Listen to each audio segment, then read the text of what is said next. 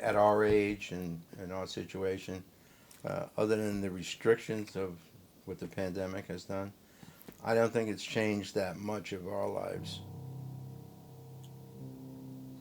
We don't fear it. I don't think it's No, my worry and concern is the effect that this will have on the rest on of the us, younger generation, especially. the children and the grandchildren. It's hard for the children, I think, to understand the scope of the pandemic and what it entails. Yeah, our lives, we didn't have a prolonged situation like this.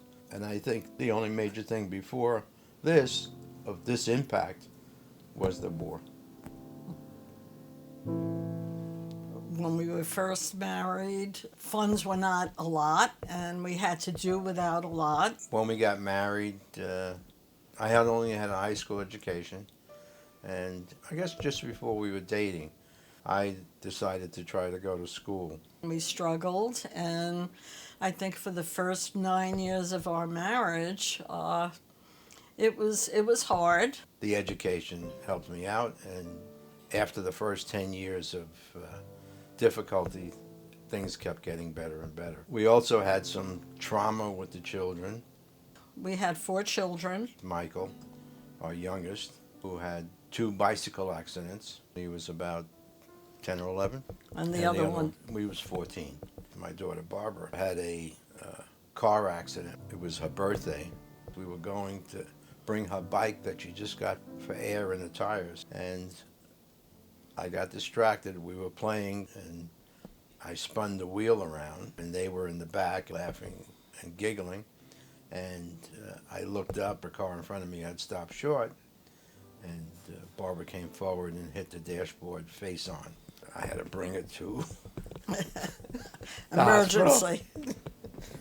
So that was, That was a very long time ago, but very emotional. Yeah. And it could have been worse. But fortunately, she survived. She recovered also. Looking back, we've been fortunate that we had a good life.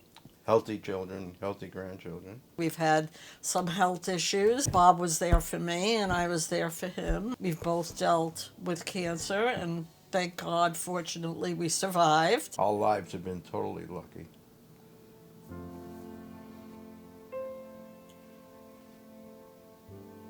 We learned to do without a lot, but we were happy. And we enjoyed each other, and we enjoyed the children.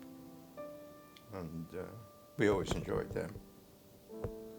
And I think that's the hardest thing, being separated from family. Oh, the trophies. And Amanda, the princess of the trophy giver. Okay, Amanda, one more Papa Willie. Yes! Okay, one more for the crowd for the final. Yes, another one. Yes, one more. Hooray!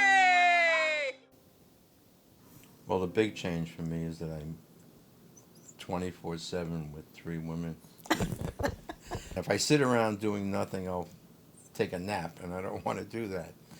So in the early afternoon, I take a walk, and then at about 9 o'clock in the evening, I prepare black coffee